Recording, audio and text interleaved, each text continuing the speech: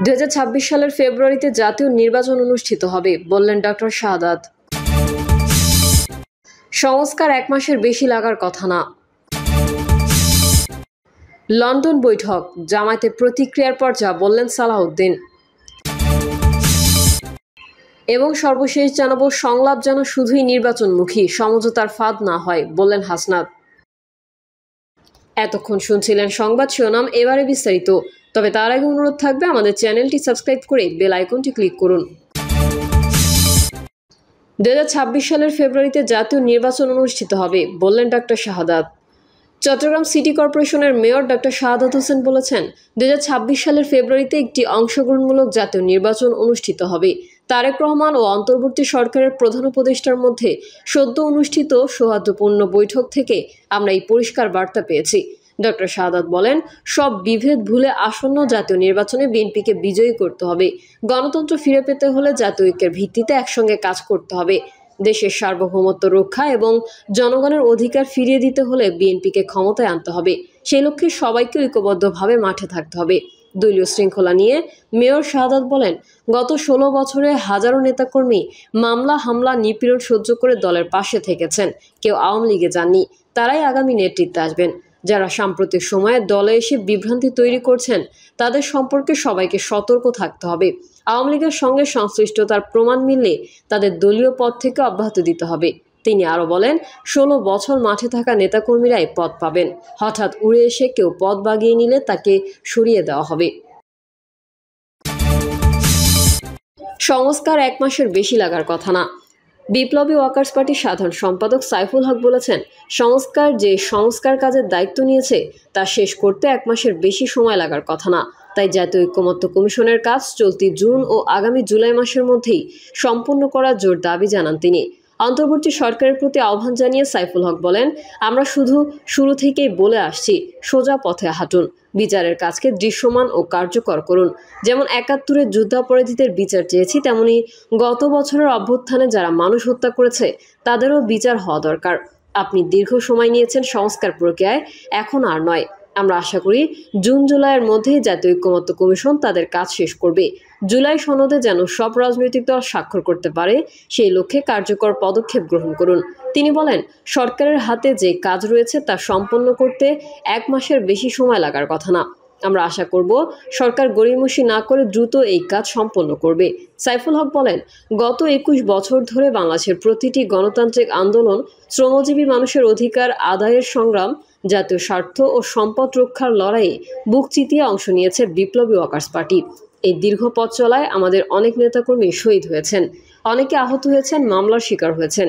তিনি বলেন, আওয়ামী ফ্যাসিবাদী শাসনের বিরুদ্ধে হাতে গোনা যেসব দল এখনও রাজপথে রয়েছে, বিপ্লবী ওয়ার্কার্স পার্টি তাদের মধ্যে অন্যতম।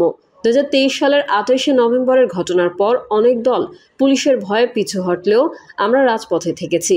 তখনও বলেছিলাম এই ফ্যাসিবাদকে বিদায় দেব এবং সেই অঙ্গীকার আমরা পালন করেছি।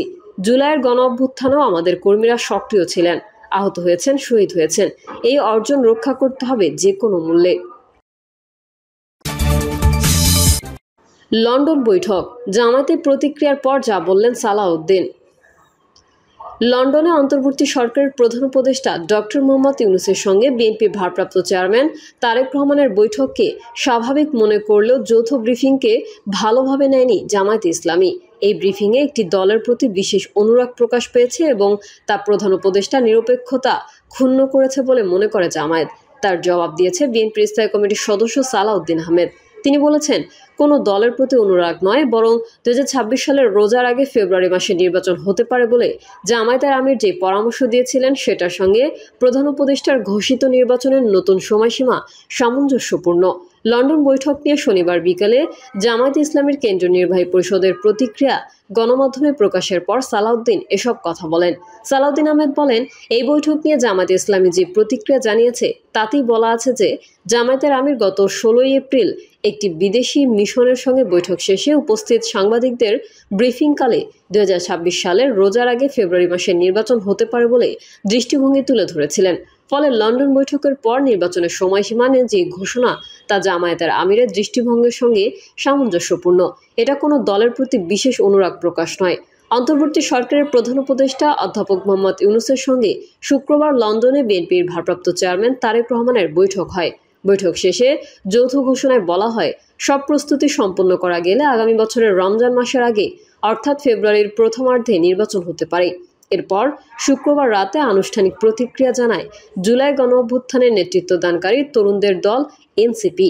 দলটি মনে করে নির্বাচন প্রশ্নে সরকার কেবল একটি রাজনৈতিক দলের অবস্থান ও দাবিকেই বেশি প্রাধান্য দিচ্ছে। জুলাই ঘোষণাপত্র প্রণয়ন, মৌলিক সংস্কার বাস্তবায়নে জুলাই সনদ কার্যকর করা ও বিচারের রোডম্যাপ ঘোষণার পরে নির্বাচন সংক্রান্ত আলোচনা চূড়ান্ত হওয়া উচিত। তিনি এই সংক্রান্ত এনসিপি প্রতিক্রিয়ারও জবাব দেন। সালাউদ্দিন আহমেদ বলেন, নতুন রাজনৈতিক দলটি লন্ডন এই বৈঠকের ঘোষণাকে দলীয় দৃষ্টিভঙ্গিতে দেখছে। এক্ষেত্রে দলীয় দৃষ্টির ঊর্ধ্বে উঠে বৃহত্তর জাতীয় স্বার্থে সিদ্ধান্ত নেওয়া এবং তাদের আরও অভিজ্ঞতা অর্জনের পরামর্শ থাকবে। সংলাপ যেন শুধুই নির্বাচনমুখী সমঝোতার ফাঁদ না হয়, বললেন হাসনাত। জাতীয় ঐক্যের আহ্বানে বিএনপি অন্তর্বর্তীকালীন সরকারের শীর্ষ পর্যায়ের সংলাপকে ইতিবাচক বললেও তা যেন শুধুই নির্বাচনমুখী সমঝোতার ফাঁদ না হয়ে ওঠে বলে সতর্ক করেছেন জাতীয় নাগরিক পার্টির দক্ষিণাঞ্চলের মুখ্য সংগঠক হাসনাত আবদুল্লাহ। তিনি বলেন, সংলাপের কেন্দ্রে নির্বাচন নয়, থাকা উচিত বিচার, সংস্কার এবং জনগণের স্বপ্ন পূরণের রূপরেখা। এই সরকার একটি অভ্যুত্থানের পর গঠিত, সুতরাং তা কেবল ভোটের তারিখ ঘোষণার নয়, অসাম্প্রদায়িক জবাবদিহিমূলক রাষ্ট্রের ভিত্তি নির্মাণের দায়ও বহন করে। হাসনাত বলেন, অন্তর্বর্তীকালীন সরকার প্রধান প্রফেসর ডক্টর মোহাম্মদ ইউনূস ও বিএনপির ভারপ্রাপ্ত চেয়ারম্যান তারেক রহমানের বৈঠককে আমরা অবশ্যই ইতিবাচকভাবে দেখি। জাতীয় ঐকমত্যের প্রশ্নে দেশের স্বার্থে সরকারের সাথে সকল রাজনৈতিক দলের এমন সুসম্পর্কই কাম্য। কিন্তু দুঃখজনকভাবে বলতে হয়, বৈঠকে নির্বাচনের মাস ও তারিখ যেভাবে গুরুত্ব পেয়েছে, বিচার ও মৌলিক সংস্কার ঠিক ততটা গুরুত্ব পায়নি। নির্বাচন আয়োজনই এই সরকারের একমাত্র কর্তব্য নয়।